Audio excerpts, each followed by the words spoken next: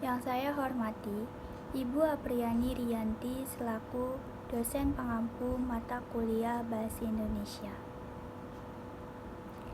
Dan para penonton sekalian yang saya hormati dan saya banggakan.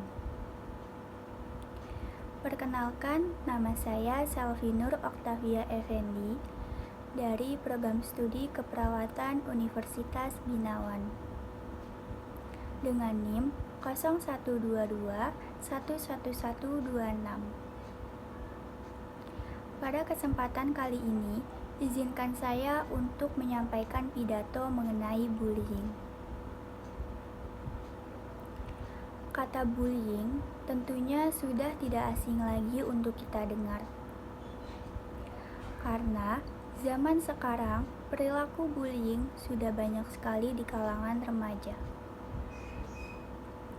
Bullying memiliki arti tersendiri, yaitu tindakan penyalahgunaan kekuasaan untuk menyakiti seseorang atau sekelompok orang, baik secara fisik, verbal, dan psikologis, yang terjadi secara terus-menerus membentuk pola kekerasan dan penindasan. Sehingga korban merasa tertekan karena trauma dan ketakutan. Beberapa contoh perilaku bullying bisa berupa mengejek, mengancam, mencela, memukul, merampas, bahkan berkomentar negatif di media sosial juga merupakan tindakan perilaku bullying. Lalu, apa sih alasan orang melakukan tindakan bullying? Biasanya dapat terjadi karena perbedaan agama, ras, atau orientasi seksual maupun status sosial.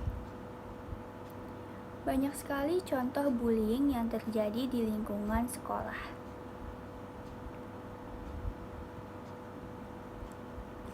Contohnya seperti bullying secara fisik, yaitu mendorong, memukul, mengambil barang, dan berkelahi.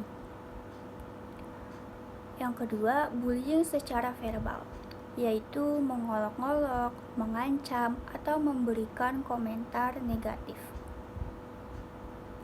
Yang ketiga, bullying secara sosial, yaitu seperti mengisolasi seseorang di lingkungan sosialnya atau menyebarkan rumor yang tidak benar.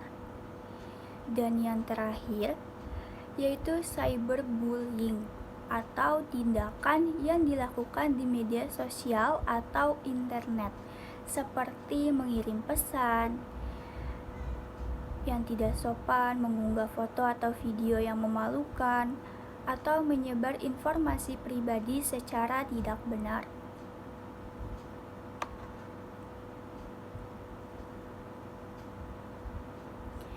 Bullying bisa terjadi karena dari berbagai faktor lingkungan yang kompleks, seperti faktor keluarga, faktor sekolah, faktor lingkungan, faktor pergaulan, dan faktor teman sebaya.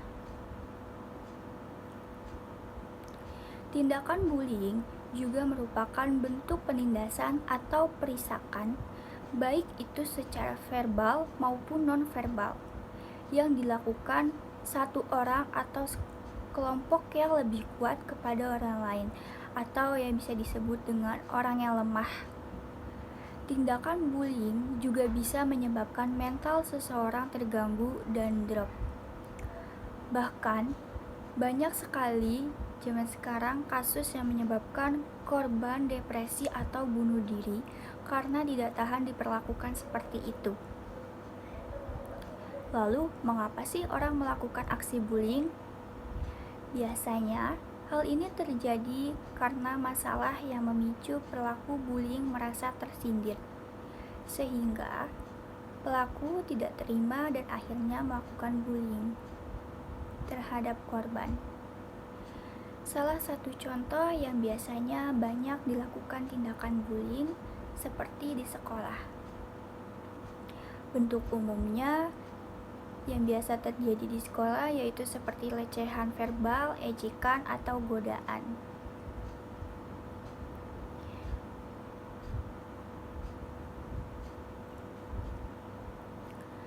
Perilaku perundungan atau orang yang melakukan bullying biasanya sangat bertentangan dengan rasa kasih sayang terhadap orang tuanya. Seperti mereka butuh perhatian dari orang tuanya, kurang rasa kasih sayang yang diberikan orang tuanya kepada mereka. Itu juga menjadi penyebab perilaku bullying melakukan itu kepada korban. Terus hal ini yang menyebabkan mereka melampiaskan emosi terpendamnya kepada orang yang lebih lemah. Pelaku dan korban sama-sama orang-orang yang perlu bimbingan dari orang yang lebih paham akan hal ini. Disinilah peran serta orang tua dan guru semakin dibutuhkan. Kebutuhan anak-anak bukan hanya sekedar makan dan minum, tetapi mereka butuh diberikan rasa kasih sayang, dimengerti, dan dipahami apa kemauan anak kita. Orang tua dan guru harus memiliki ilmu mengenai hal ini, sehingga bisa menurunkan tingkat bullying di sekolah dan bisa menangani anak-anak yang menjadi korban bullying dengan benar. Peran aktif orang tua dan guru dalam memerangi bullying akan menjadikan anak pribadi yang mandiri, tangguh, dan penuh percaya diri dalam menghadapi masa depan. Bagaimana dampak bullying bagi korban dan pelaku? Untuk korban, dampak tersebut bisa mengakibatkan kesulitan tidur, kesulitan menaruh perhatian kepada orang lain, sering membuat alasan untuk bolos sekolah karena merasa takut, dan tampak lesu, putus asa, terus-menerus. Sementara, dampak bagi pelaku bullying adalah ketidakmampuan mengembangkan kemampuan sosial dan potensi yang hilang kontrol emosi, serta hilangnya konsentrasi belajar.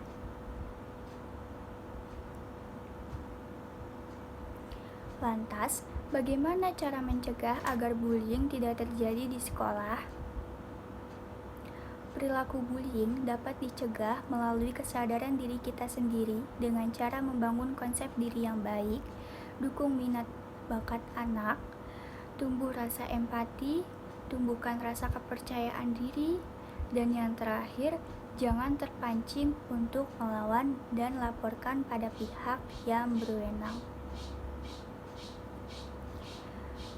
Untuk para penonton yang saya hormati, jika para penonton ada yang melakukan perilaku tersebut, sebaiknya mulai sekarang stop melakukan bullying atau perundungan. Hentikan perisakan kepada siapapun, karena tentunya perilaku tersebut tidak mempunyai manfaat sama sekali bagi kita. Justru, malah nantinya akan membuat kita mendapatkan karma atau yang bisa disebut berbalik kepada diri kita sendiri nantinya, entah itu kapan, dan bisa saja menurun pada anak dan cucu kita nanti. Mungkin hanya ini saja pidato yang bisa saya sampaikan mengenai bullying. Saya harap semoga tidak ada lagi perilaku bullying di zaman sekarang yang membuat mental seseorang down. Terima kasih atas perhatiannya. Mohon maaf bila ada tutur kata dan perilaku yang kurang berkenan di hati teman-teman semua. Tolong dimaafkan. Sekian, wabillahi taufik wal hidayah. Wassalamualaikum warahmatullahi wabarakatuh.